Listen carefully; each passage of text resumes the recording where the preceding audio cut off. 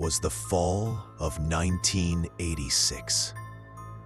Annie Andrews, a newly widowed mother, moved into the quiet home on a quiet street with her two daughters, Jessica, 15, and Emma, 9. The house felt calm, but behind its old walls, silence wasn't peace. It was pressure, waiting to crack. It was the fall of 1986. Annie Andrews, a newly widowed mother, moved into the quiet home on a quiet street with her two daughters, Jessica, 15, and Emma, 9. The house felt calm, but behind its old walls, silence wasn't peace. It was pressure, waiting to crack. Emma began whispering to the walls. "Danny talks to me when you're asleep," she said one morning. Annie smiled nervously. Imaginary friends were normal. But days later, knocking started.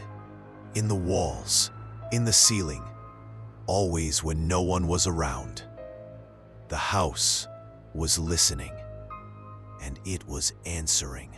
Lights flickered even when the switches were untouched.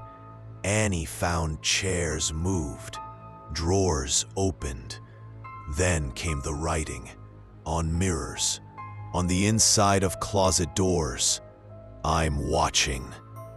Why won't you talk to me?" They thought it was a ghost, but what they feared was far more human. Annie decided to search. The noises, they were coming from inside the walls. Behind the bathroom mirror, she found a loose panel. Inside was a crawl space, claustrophobic and dark.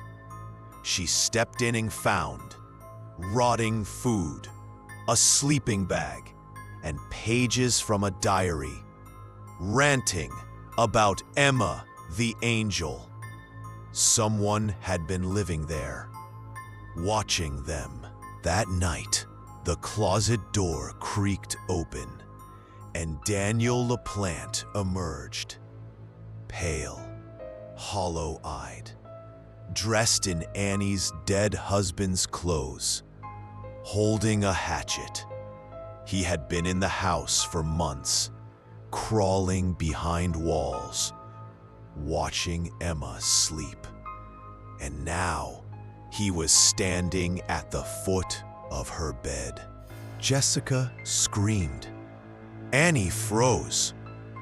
But Emma stepped forward. "Danny," she whispered, "you don't have to be alone anymore." He trembled. The hatchet lowered. In that moment, a child's kindness pierced through a monster's madness. Annie called the police. But when they arrived, Daniel didn't fight. He sobbed, collapsed. They carried him out like a ghost that had finally let go. The headline said, "Psychopath in the walls." But Emma remembered something else. The boy who listened when no one else did. Years passed. Daniel was institutionalized, then imprisoned. Emma, now grown, never stopped thinking about that night. She became a child psychologist, devoted to listening to the voices no one else hears. Because even in darkness, some broken souls just need to be seen. Behind every scream, there's a story. Behind every wall, there's a secret.